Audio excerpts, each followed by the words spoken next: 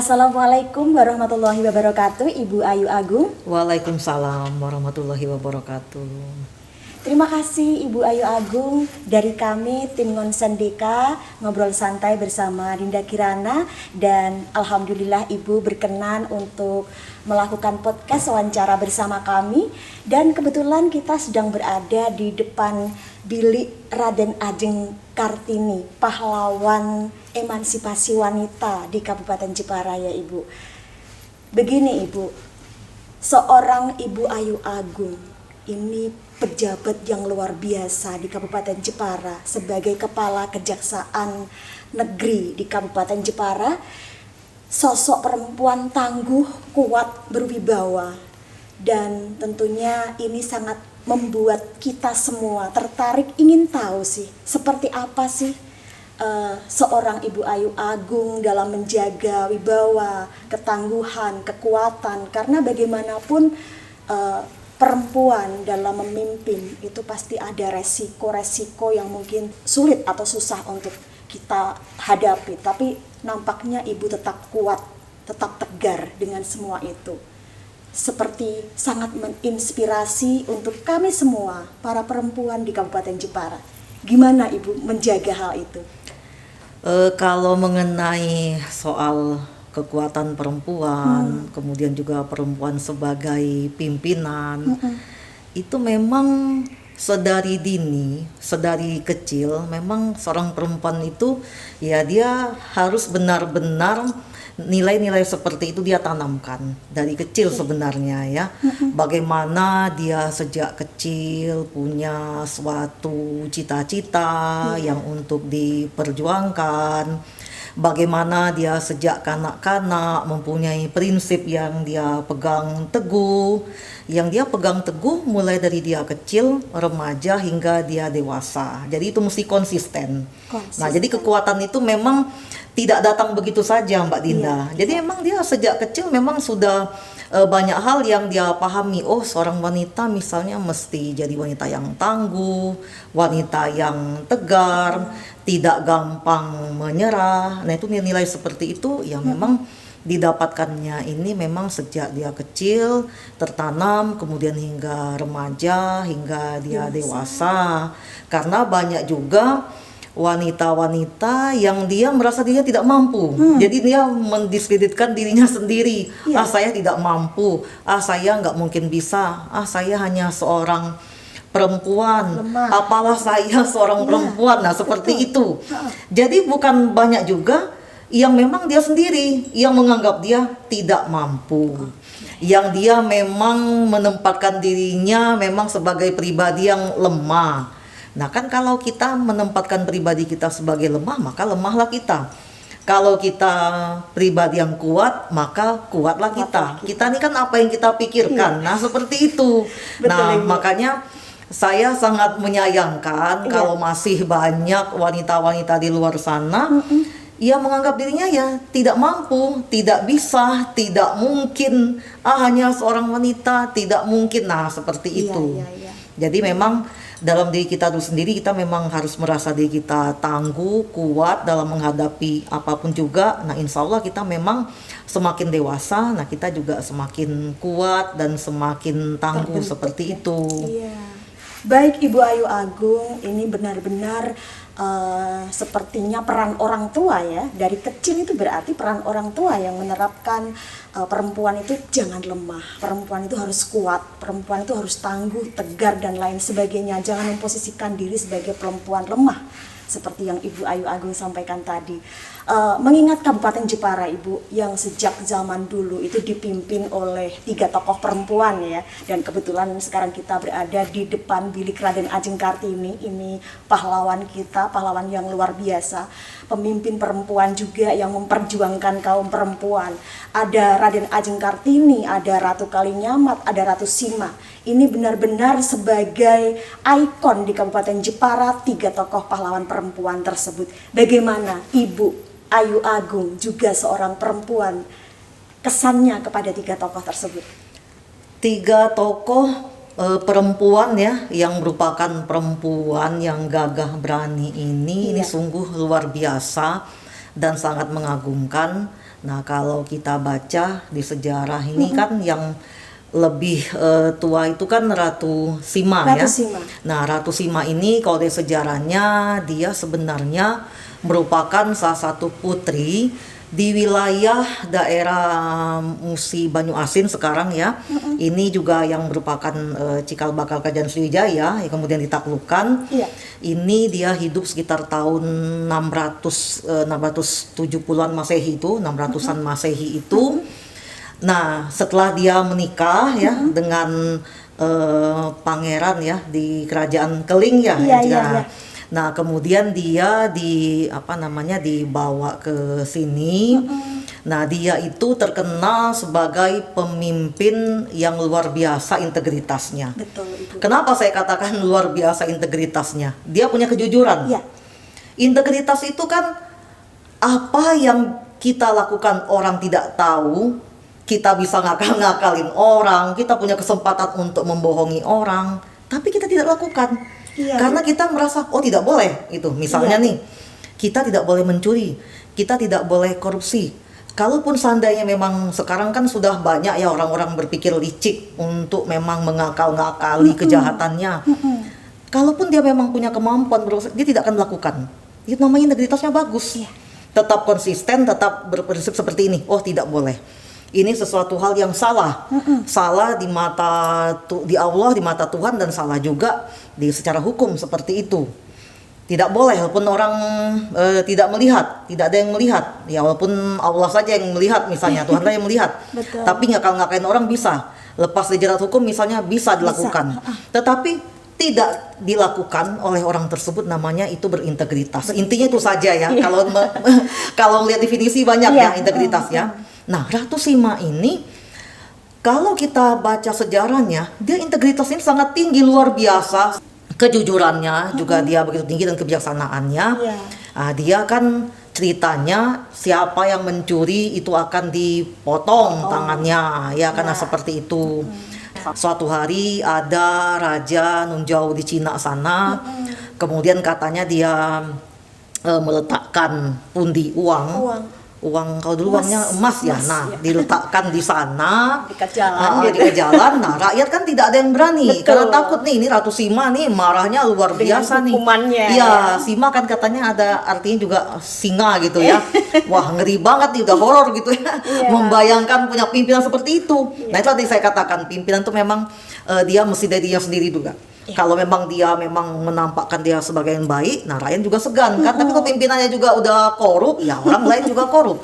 Nah, ini kan masyarakatnya takut nih. Waduh, ini bakal entah potong-potong apa lagi nih ya kalau seandainya dicuri ini Iya, kan. betul, Jadi betul. semua orang yang lewat gitu. Nggak ada yang berani Nggak ada yang menyentuh. berani berapa lama gitu, sampai suatu saat malah putranya Putranya sendiri. Yang apa ya, yang Kesandung. yang kesandung, yang pegang-pegang gitulah ya Iya, gitu. nggak sengaja. Iya, dia marah gitu kan. Awalnya sih katanya kakinya mau dipotong, Iya. tapi malah para ininya, orang-orang sekitarnya ini malah yang ketakutan ya, para menterinya gitu, semuanya jangan dipotong gitu kan kakinya. Pada iba. Ya, potong tangan jangan juga katanya ini ya, konon ceritanya itu yang jari ya. Iya. Akhirnya tidak dipotong tangan atau kaki, kalau nggak salah jari tangan atau jari kaki yang dipotong ya, seperti itu. Iya.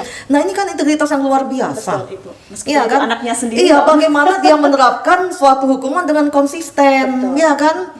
Kalau zaman sekarang ya jangankan dengan anak sendiri, ya Iya. rekan bisnis, entah rekan apa lagi, nah seperti itu kan luar biasa saya bilang. Iya. Maksudnya kalau memang ada hal-hal yang memang ada pelanggaran hukum atau apapun juga, ya tolong ya memang jangan. Ini bisa diterapkan dengan Iya, kita yang menerapkan dengan berlaku cara zaman ya, Bu. sekarang. Nah, seperti Iya. itu.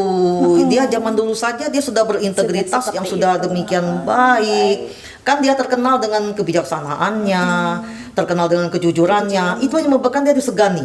Disegani oleh masyarakatnya, disegani juga oleh pemimpin-pemimpin yang lain. Itu yang membuat dia ya benar-benar top markotop banget Iya. di itu kejujurannya itu. Iya, Ibu. Nah, ini kemudian setelah Ratu Sima kita kemudian ke tahun 1500-an. Nah, itu tadi Ratu Kalinyamat. Nah, Ratu Kalinyamat ini Dia terkenal sebagai ratu yang gagah berani. Pemberani. Zaman dulu dia sudah paham nih wawasan, walaupun dulu kan belum ada istilah bangsa segala macam ya. Dia sudah paham nih wawasan kebangsaan, kemudian kekuatan bahari. Coba kita baca nih sejarahnya ini.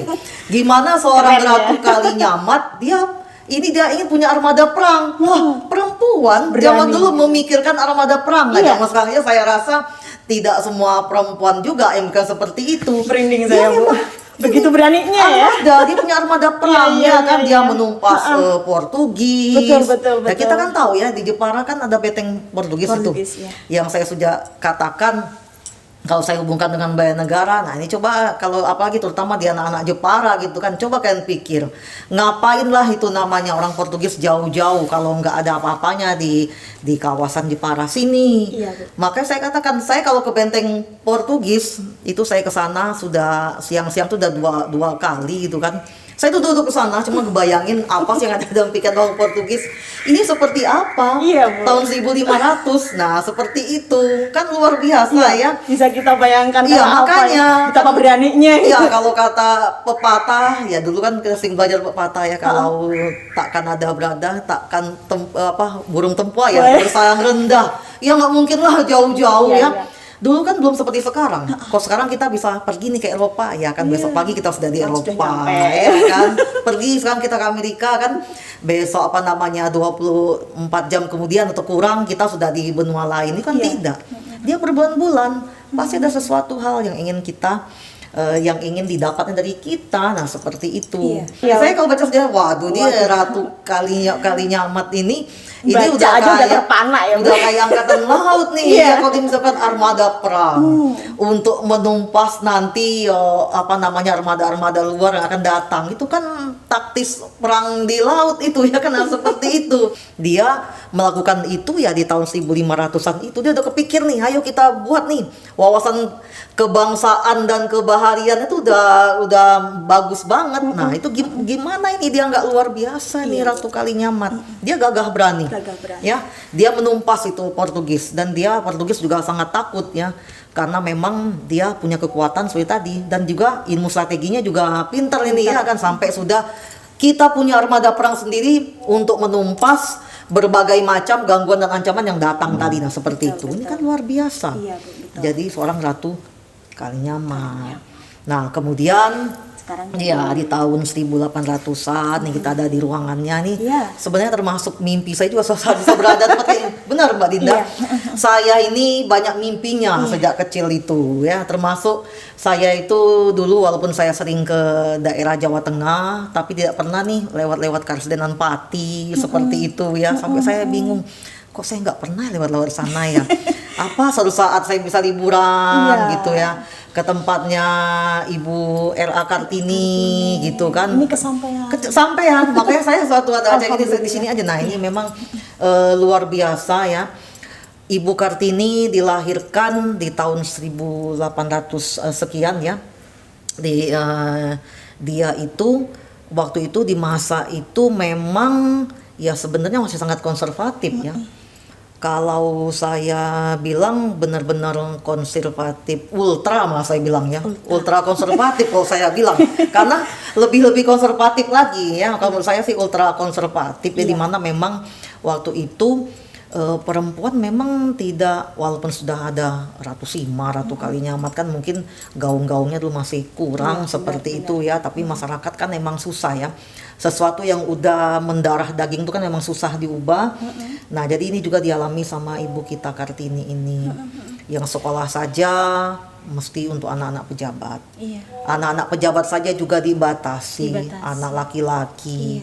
Nah, ini beliau, kalau yang saya itu juga kita baca sejarah ya, memang dia tuh ingin belajar bagaimana dia berusaha meyakinkan ayahanda yang tercinta kalau saya ingin belajar, saya ingin sekolah. Nah, kebetulan ayahandanya mengakomodir keinginannya untuk belajar sehingga dia diperbolehkan belajar ya, sebagai putri seorang bupati.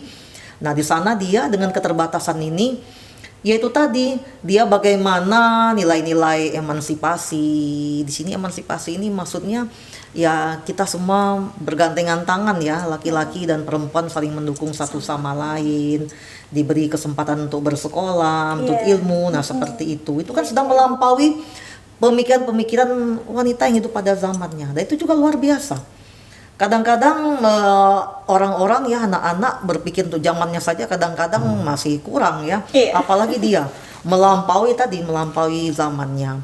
Mungkin beliau merasakan bagaimana di sekitarnya banyak sekali terjadi ketimpangan-ketimpangan. Nah, ini karena memang wanita selalu disubordinatkan, dia dianggap seperti apa ya, sebagai jadi warga kelas 2 gitu, seperti itu.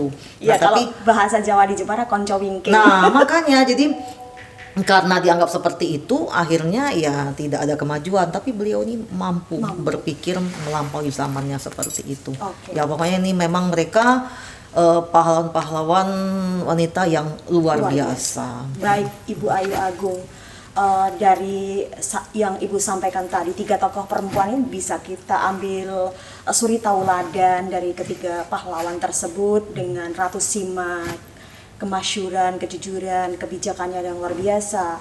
Ratu Kalinyama dengan keberanian, Raden Ajeng Kartini yang begitu membela kaum perempuan supaya setara dengan kaum laki-laki. Kalau kita terapkan di masa sekarang, saya melihat sosok seorang Ibu Ayu Agung ini di Jepara, kayaknya duplikat dari para pahlawan tersebut.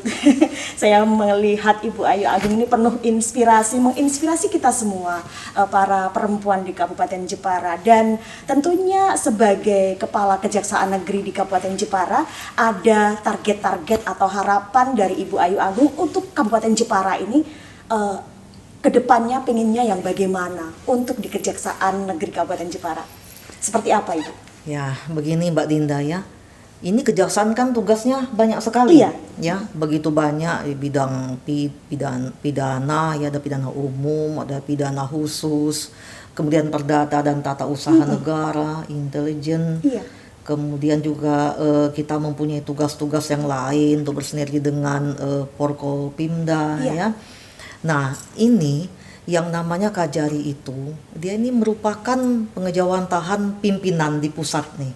Jadi apa-apa yang sudah ditetapkan oleh pimpinan kita, oleh Jaksa Agung, nah inilah yang kita laksanakan. Nah, ini benar-benar ini pengejawantahan dari pimpinan kita di pusat. Nah, ini makanya memang kita tidak bisa bermain-main. Nah, Mbak Dinda, Iya.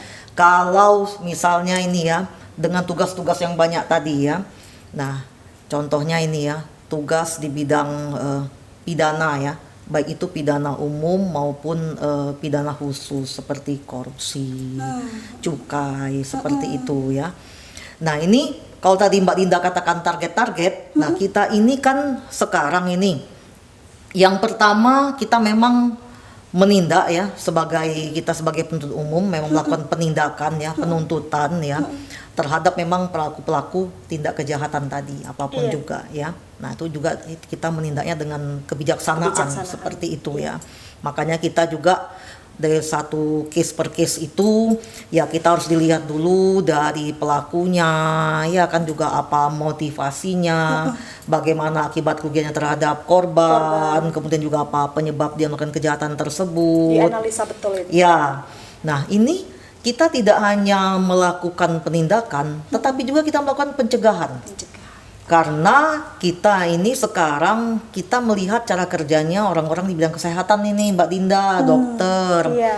Dokter kan dia kan lebih suka memberikan kepada masyarakat, ayo kita hidup sehat, ayo jaga kesehatan mata, jaga kesehatan mulut, kemudian jaga jantung sehat, segala macam dan lain-lain. Iya. Karena apa? Mencegah itu kan lebih baik daripada mengobati. Nah, seperti itu. Iya. Kalaupun ada orang yang sudah sakit, dampaknya ini kan bisa ada berbagai kemungkinan. Ada yang pulih seperti sedia kala. Ada yang tidak pulih lagi. Jadi kumat-kumatan sakitnya itu. Nah, ada juga yang malah berakhir dengan kematian. Nah, seperti itu kan.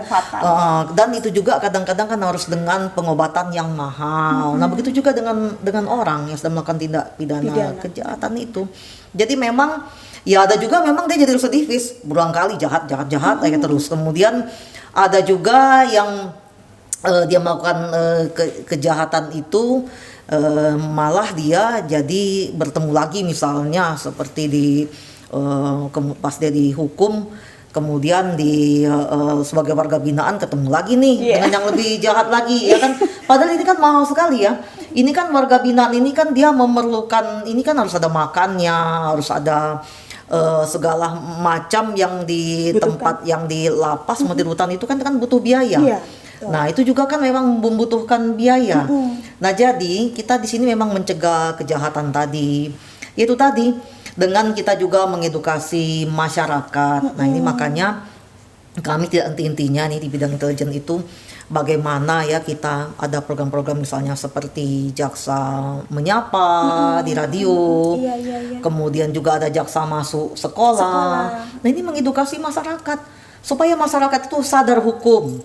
Masyarakat tuh katanya melek nih dengan hukum itu, jadi nggak buta hukum, supaya menyadarkan mereka, ayo kita jauhi hukum, jangan sampai melakukan perbuatan atau menyelesaikan perbuatan dengan melawan hukum.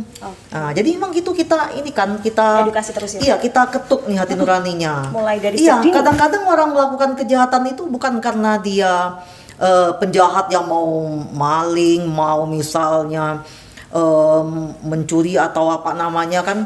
Memang dia niatnya misalnya tidak hanya mencuri seperti itu saja. Kan ada juga dia melakukan kejahatan misalnya ini karena dia sakit hati sama seseorang. Dendam, kemudian orang dikejar, dilempar kan kena kepalanya sampai berdarah. Nah, orangnya kan ngadu, kemudian kan dia kan juga disidang. Nah, seperti itu. Makanya saya bilang jangan menyelesaikan masalah tuh dengan masalah lagi gitu. Jadi memang ini masyarakatnya harus paham bahwa jangan melakukan berbagai tindakan yang memang benar-benar bisa menggiringnya ya tadi berakhir di pengadilan seperti itu. Nah, selain itu juga, nah kita juga kan ini kalau seperti acara-acara jaksa menyapa, kemudian juga jaksa masuk sekolah ya, atau juga kemarin bersama Forkopimda itu kita memang mengedukasi selain dari bidang hukum juga mengedukasi bagaimana supaya masyarakat ini juga dia paham bahwa memang nah itu tadi wawasan kebangsaan tadi selalu juga wawasan kebangsaan selalu kita juga gaung-gaungkan ya agar masyarakat ini terutama masyarakat yang punya banyak perbedaan seperti di Jepara tadi sadar bahwa kita memang harus senantiasa mencintai negeri kita yang kaya raya ini, yang luar biasa ini, supaya kita tetap menjaga pertahanan negara ini dan juga supaya mereka sadar bahwa sekarang ini orang menghancurkan negara kita ya dari berbagai seni kehidupan, tidak hanya militer tapi juga nirmiliter. Dihancurkan ideologi ideologi politik, sosial, budaya, pertahanan keamanan, ekonominya dihancurkan, generasi mudanya kita sudah hancur. Nah, seperti itulah.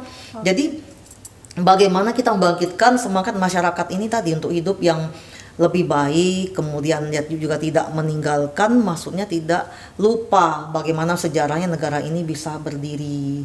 Nah, itu juga kita memang berikan kepada masyarakat supaya masyarakat ini punya semangat untuk menjaga ketertiban, ya kan, jaga persatuan kesatuan, punya rasa bela negara yang baik. Nah, seperti itu memperjuangkannya.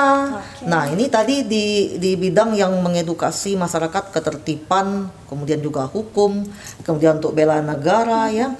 Nah, kemudian kalau di bidang perdata dan tata usaha negara itu memang kita sebagai jaksa pengacara negara, nah kita memang ini memberikan berbagai support dan bantuan hukum kepada pemerintah, BUMN ataupun BUMD. Nah, memang sejogjanya negara ya harus punya pengacara sendiri. Nah, seperti itu. Nah, itulah kami jaksa ini. Jadi bagaimana di sini walaupun kadang-kadang ada juga beberapa yang belum paham, tapi kami memang tetap bersemangat. Semuanya ke BUMN, BUMD, maupun anak perusahaannya, kemudian juga instansi apapun juga. Nah, kita dengan tugas tadi. Nah, itu juga mencegah korupsi juga itu. Bagaimana kalau mereka ada yang masih merasa ragu, bisa minta pendapat hukum, bisa minta pendampingan hukum dengan pertimbangan hukum kita itu, bisa minta legal audit. Nah, ini kan mencegah untuk korupsi juga. Nah, seperti itu. Itu juga pencegahan bagaimana supaya para pejabat pemerintah, kemudian juga di BUMN, BUMD memang tidak melakukan korupsi, itu pencegahan juga. Jadi kita di segala bidang itu melakukan pencegahan. Semuanya itu tugas. Nah, tugas KJ itu seperti itu. Nah, kemudian juga kita kan mesti bersinergi dengan Forkopimda yang lain, dengan semua stakeholder, kemudian juga dengan semua lapisan masyarakat. Karena yang harus kita sadari bahwa kita ini menegakkan marwah kita ini tidak bisa sendirian. Tidak ada orang yang menegakkan marwah itu sendiri. Semuanya itu mesti bersatu padu. Kita bergandengan tangan, bersinergi. Karena sinergi ini adalah menghasilkan energi. Energi untuk apa? Ya untuk tadi, untuk membangun negara ini, ya kan. Nah, ini khususnya Jepara, membangun Jepara yang lebih baik. Nah, seperti itu. Kan kalau mau melihat kita mencari definisi sinergi kan banyak, tapi intinya seperti itu, ya. Sinergi itu kan kegiatan melakukan bersama-sama, saling koordinasi, konsolidasi, ya kan, berkomunikasi untuk mencapai tujuan tertentu, ya kan. Dan sinergi tadi akan menghasilkan energi. Nah, untuk apa ya tadi itu tujuannya? Membangun Indonesia yang lebih baik, umumnya Jepara yang lebih baik, khususnya seperti itu. Nah, ini jadi memang harus dipahami sekali oleh seorang Kajari bagaimana dia harus membangun seperti itu, dan juga ke dalam, ya, kita bersinergi di luar. Nah, anak buah juga kita mesti menjadi role model tadi. Kita makanya tidak boleh malas, ya kan, kita harus selalu bersemangat. Maka saya katakan kepada para kasih saya dan kasih bagian, ayo kita bersemangat. Apapun juga memang kita harus punya hal-hal positif kepada masyarakat. Biar seluruh kantor ini juga saya katakan, kalian punya peran semua. Saya bilang gitu, tidak ada yang tidak berguna, tidak ada. Semua kalian berguna. Kita ini bagaikan mesin, semuanya berguna. Mati satu kita tidak jalan. Jadi kalian jangan ada yang tidak berguna. Itu saya tumbuhkan ini kepada anak-anak saya nih di Kejaksaan Negeri Jepara. Saya rangkul semua mereka seperti itu, harus punya semangat semua. Apapun juga kita memang harus bersama, kompak, kekeluargaan. Nah, itu jadi makanya peran seorang Kajari itu memang banyak, Mbak Linda, ya, itu begitu besar. Nah, jadi itu tadi maka saya katakan kita juga harus tangguh dulu di dalam, nah seperti itu. Iya, luar biasa Ibu. Saya ini terkagum-kagum sampai terperangah gitu ya, melihat penjelasan dari Ibu ini betapa gitu. Kalau misalnya Kajarinya itu laki-laki biasa saja Bu saya, tapi ini Ibu loh, pemimpin perempuan yang keren dan luar biasa. Saya menangkap di sini. Semoga ini menjadi suri tauladan kepada perempuan-perempuan Jepara, penerus-penerus, terutama generasi muda. Amin. Ini semoga bisa mencontoh dari sosok Ibu Kajari, Ibu Ayu Agung yang keren dan luar biasa ini. Sudah hampir 1 tahun Ibu menjabat di Kabupaten Jepara, benar ya Ibu ya? Iya, Februari nanti setahun, bulan depan nih setahun. Ya, alhamdulillah. Berarti setidaknya Ibu sudah mulai memahami kondisi situasi di Kabupaten Jepara yang seperti Ibu katakan tadi, ada hukum, ada penerapan apapun di sini, tidak hanya sekedar main tangkap, main sidang gitu, tapi ada analisa-analisa yang seperti Ibu sampaikan tadi. Kalau Jepara sendiri Ibu, seperti apa sih warga masyarakat kota Jepara ini? Apakah tetap baik-baik saja, tidak ada kriminalitas, ataukah Jepara ini lokasi atau tempat kriminalitas? Gimana kesan Ibu tentang Jepara? Yang pertama, kalau saya nilai masyarakat Jepara, yang pertama dia ini kan masyarakatnya kan banyak sekali perbedaan, ya, yang perbedaan mengenai agama. Ini hampir semua 5 agama yang kita anut itu ada, dan juga ada penganut-penganut aliran kepercayaan itu juga ada. Nah, ini yang saya kagumnya, mereka termasuk kabupaten yang tingkat toleransinya tinggi. Jadi ya toleransinya tinggi, ya kan. Ya, bagaimana kemarin juga suatu tahun baru kita Forkopimda dengan Pak Ketua MUI Jepara, ya, kemudian juga dengan Forum Kerukunan Antar Umat Beragama FKUB. Nah, itu kita deklarasikan Kabupaten Kerukunan. Nah, ini kita berdoa bersama, ada perwakilannya juga gitu kan. Perwakilan agama itu ada semua, mulai dari yang ulamanya, ya, ustadz, ada juga pendeta, pastor, kemudian juga ada yang untuk yang pemuka umat Hindu dan Buddha, ya kan, semuanya ada di sana, doa bersama. Dan memang masyarakat luar biasa, masyarakat Jepara ini, masyarakat Jepara termasuk yang sangat bagus. tingkat ketoleransinya sesama ini itu bagus. Nah ini sudah sangat kondusif ya, saya nilai seperti itu. Tetapi kalau tadi Mbak Dinda tanyakan ya mengenai soal kejahatan ya, nah ini sama seperti daerah yang lain. Yang pertama itu masih tingginya tingkat dari kejahatan-kejahatan yang terkait dengan narkoba. Nah, ini yang sangat saya prihatinkan tuh ini gitu kan. Ternyata saya kalau Jepara ini saya tidak begitu kaget karena emang dia daerah yang banyak dikunjungin orang luar. Ternyata memang narkoba ini kita nih darurat narkoba di mana-mana ada. Mau saya pernah tugas di lereng gunung ya, di cekungan gunung itu juga tingkat narkobanya tinggi. Tugas di berbagai kota besar apalagi gitu kan. Dulu juga di dekat laut juga kayak Jepara di pulau lain sana itu juga tinggi narkobanya dan sini juga tinggi gitu kan. Nah seperti itu. Ini kan sebenarnya kan makanya saya katakan kepada anak-anak, kepada masyarakat, tolong dong jangan menzalimi diri sendiri. Saya katakan seperti itu. Kalau apalagi lama waktu jaksa masuk sekolah itu pada anak-anak. Karena kalau saya sempat saya datang langsung tuh kepada mereka gitu kan. Kemarin kita kan baru dari Donorojo gitu kan. Saya katakan nih, saya menghimbau sama kalian ya anak-anak. Sedang tuh kalian ini udah lahir utuh ya, sempurna, tidak ada cacat sedikit pun juga. Kenapa sih kalian hancurkan diri kalian dengan narkoba? Itu namanya kalian tidak bersyukur. Kalian menzalimi diri sendiri. Kalau tadi kita udah punya prinsip, sudah ada tertanam dalam diri kita, narkoba akan merusak kita secara fisik maupun psikis. Dan itu namanya kita menzalimi diri sendiri. Walaupun kita banyak bergaul, nah itu kita akan menjauhi. Iya kan, pun kita hidup di kota besar, itu kita akan menjauhi. Dan kita tidak mau coba-coba, makanya kita akan menjauhi itu. Miras juga seperti itu, ya kan banyak juga yang sampai mati karena minum oplosan. Entah apa-apa diracik dimasukkan ke dalam mulut. Lah padahal kita ini kan, kalau saya terus sama aja Mbak Linda, makan tuh harus pakai logika ya kan. Makan itu kadang-kadang itu dia pakai logika, baik cara pengolahannya maupun manfaatnya. Kenapa? Supaya makanan yang masuk ini bisa menambah kekuatan kita, supaya kita tetap terjaga nih performance-nya, di maintain tubuhnya biar tetap bugar ya kan. Nah seperti itu. Kalau kita dari muda saya tidak seperti itu mau jadi apa? Nah ini minuman oplosan entah apa ya kan, entah nggak ngerti apa gitu dimasukkan diminum. Nah, ini kan suatu kebodohan ya. Sekarang jangan bilang itu sendiri, jadi anak yang pintar. Mau jadi apa? Nah seperti itu kan diketuk. Karena Mbak Linda kalau nggak diketuk hatinya ini 1001 cara diadakan. Tertutup dari hati. Iya itu kalau berani tidak mau tidak. Kita punya 1001 alasan juga untuk menolak. Kalau berani kita bilang tidak. Nah seperti itu. Nah ini makanya saya mengetuk pintu hati anak-anak itu supaya dia jangan menyakiti dirinya sendiri. Yang bukan dirinya sendiri yang seperti itu. Kalian mau jadi apa? Saya bilang. Negara kita ini memang membutuhkan kalian. Makanya kalian disebut bonus demografi. Karena kita bahagia ada kehadiran kalian. Coba kalau seandainya kita berada di negara yang anak kecilnya itu nggak ada, jarang. Iya, Bu. Saya pernah berkunjung ke suatu negara di benua seberang yang masyarakatnya emang sedikit di kota itu. Udah 3 hari saya di sana. Pas malam minggu saya bingung nih orang-orang kok satu datang berdua laki perempuan gitu, pasangannya mungkin ada lagi yang rombongan orang dewasa semua, kok nggak ada anak-anaknya ya. Saya sedih.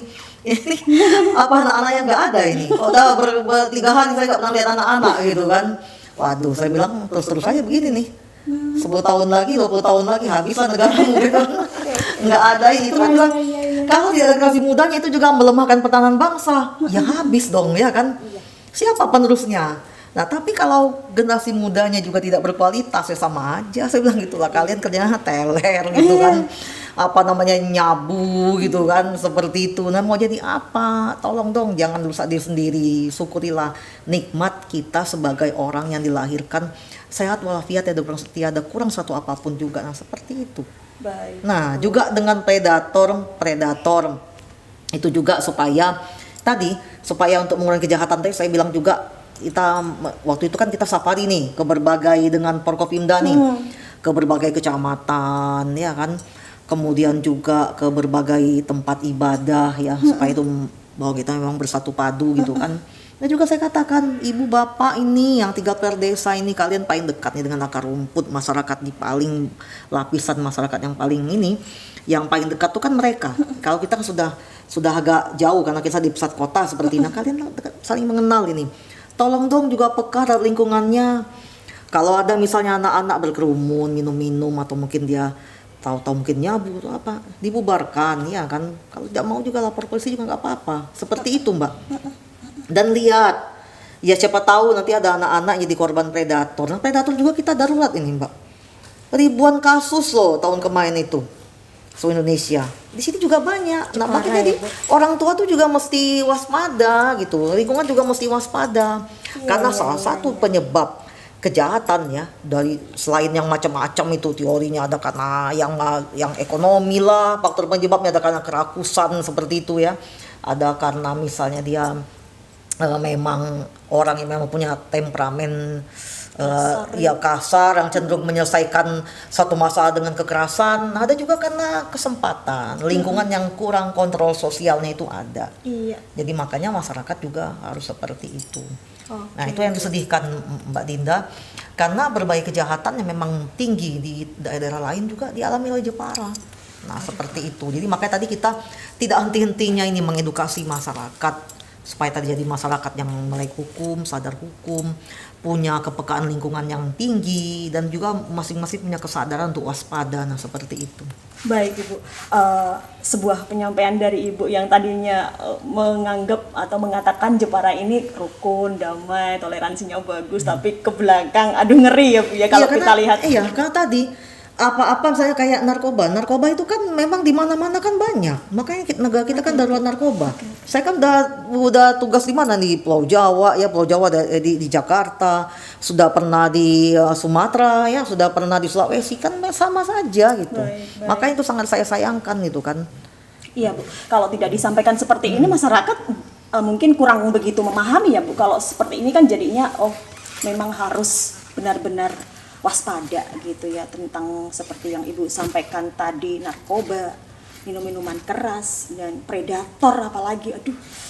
Semoga kalau setelah podcast ini ada peningkatan positif yang lebih baik begitu ya Bu ya untuk Jepara. Iya, Kita harapkan. masyarakat, saya ingin masyarakat itu memang paham ya, bahwa mereka memang harus menjadi masyarakat yang sadar hukum, menjauhi tindakan-tindakan yang berujung akan mereka terjerat dengan hukum, dan juga untuk anak-anak muda tadi menjaga dirinya itu supaya memang tidak menjauhi hal-hal yang akan rusak pribadinya, bahkan rusak badannya secara fisik maupun psikis seperti itu. Oke Bu. Saya yakin ya, ini karena kita semuanya niatnya baik, pasti sedikit ataupun banyak ada anak-anak yang pasti saya bilang kalau mereka kayak kemarin tuh di beberapa sekolah, saya yakin 1 atau 2 orang atau lebih mungkin pasti akan ingat saya bilang gitu. Mungkin ada yang akan terinspirasi karena saya juga pernah seperti itu dulu. Iya, pasti itu. Pasti ada yang ingat saya bilang gitu. Iya. Saya yakin itu. Baik Ibu, luar biasa, keren sekali. Dan tentunya apa yang kita petik dari podcast ini atau wawancara kita ini, bahwa perempuan ini memang setara dengan kaum laki-laki. Perempuan berhak untuk menjadi pemimpin, perempuan berhak untuk mandiri, tidak hanya sekedar konco winking, dan semua itu sudah diperjuangkan oleh para pahlawan terdahulu. Dan kita di sini sebagai kaum perempuan harus kuat dan tangguh. Iya. Seperti sosok Ibu Ayu Agung yang sangat menginspirasi. Terima kasih Ibu. Semoga Ibu sehat selalu, Amin. sukses selalu. Amin. Wassalamualaikum warahmatullahi wabarakatuh. Waalaikumsalam warahmatullahi wabarakatuh.